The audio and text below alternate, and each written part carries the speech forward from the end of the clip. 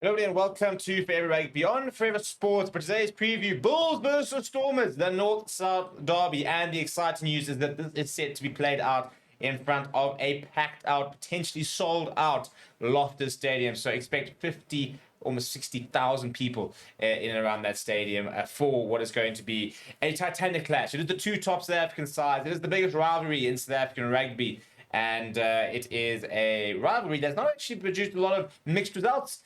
Since John Dobson's taken over, who is currently 7-0 over Jake White in the last 7 meetings. The Stormers all coming out on top. So they're on a pretty incredible run, and they've named a hell of a side to take on the Bulls tomorrow. So expect it to be a really, really hard-fought clash. Bulls have rotated quite a bit and missing a couple of key players. No Albert Lowe, no Cameron Harnicorn, for example. But they do welcome back a couple of Springboks, mostly in the form of Willie Roux off the bench.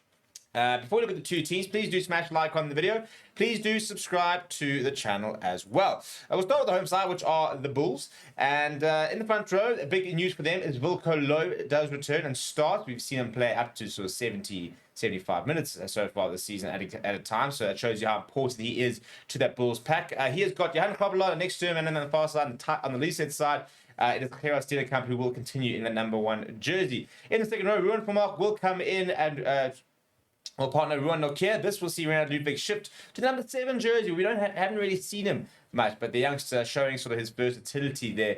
And he will partner Marco Verstappen and Marcel Coetzee, who shifts to 8-man to cover for Cameron Harnicorn. The halfback pairing will be in Rose Pierre, who I thought was very unlucky to be left out of the alignment camp. So you do feel he'll probably have something to say about that this weekend. He's got Jan Goosen next to him in that halfback pairing. Kane Moody and Currie the two speedsters on the wings. David Creel will continue his partnership with Devon Gans in that midfield. Devin Williams continues to start at fullback. And what I think is his first game since officially being announced as a permanent Bulls player. If you look at the bench, it is Sapir Matanzima, Aka van der Merwe, and Francois Kloppers in the reserve front row. Interesting that Kloppers is being backed ahead of Morne Smith, for example. They then have a 6-2 split, so it's JF Van Heerden, Nizam Carr, as well as Peter Gumedi, who will provide that extra bit of grunt off the bench in the latter stages. The two backline players are Zach Berger, who returns from injury to play his pretty much, I think it might even be his first game of the season. And then the ever-experienced Springbok, Willie Roux, does return to the fold as well after being rested as part of the rotation policy with Springbok players. So it's a good Bull side, but a couple of youngsters, as I said. So you look at the Leonard Ludwig at 7, for example. No Albert Lowe, Cameron Harnicorn. That's a pretty big loss. Interesting, for example, Billy Roux on the bench, no Morne Smith, for example. So a couple of big calls in and around that Bulls side. If we look at the Stormers side, well, I'll tell you what, I don't think the Stormers side gets much stronger. But if we look at that front row, Steve Tolley does start at loose head. Joseph Dweber next to Neerting Bashir, who's just been called up to the alignment camp. Still no Francois Herber for the Stormers, and that's obviously a very big loss for them. Although Neil Bashir has done a very good job as his deputy. RJ Smith will continue his partnership with Ruben van Heerden, who's back in the Springbok mix, also named in that lineman camp.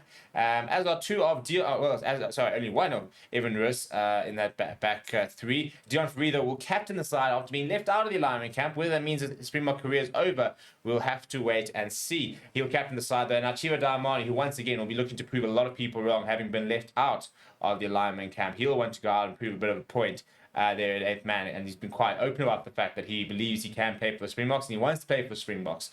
The halfback pairing, Hoshi Yankees returns to the fold, as does Molly Liebach, with a couple of Springboks back into the side for the Stormers. Leon Zas being loaded the two wings. Warwick Kalant, who looked a lot better against the Sharks a few weeks ago at 15, and in the centre is a very exciting centre combination of Damian Willemse and Dan Duplessis. So Sneeuwen Hartzenberg dropping out of the 23 altogether. Sasha Fairman Gomez-Lulu dropping down to the bench. If we look at the bench, though, it is Andre Hugo Venter, Brock Harris, and Sadie Sandy. I haven't seen too much of Sadie Sandy, the former junior Bok prop.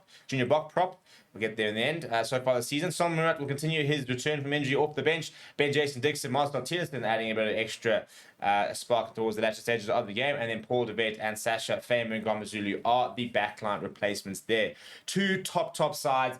It's been a bit cooler so far in Gauteng this week, although I think tomorrow will be a bit hotter. We had a lot of overcast and a bit of rain, but I think tomorrow is scheduled to hit up to 30 degrees, so that altitude will definitely come into play. There's no doubt about that.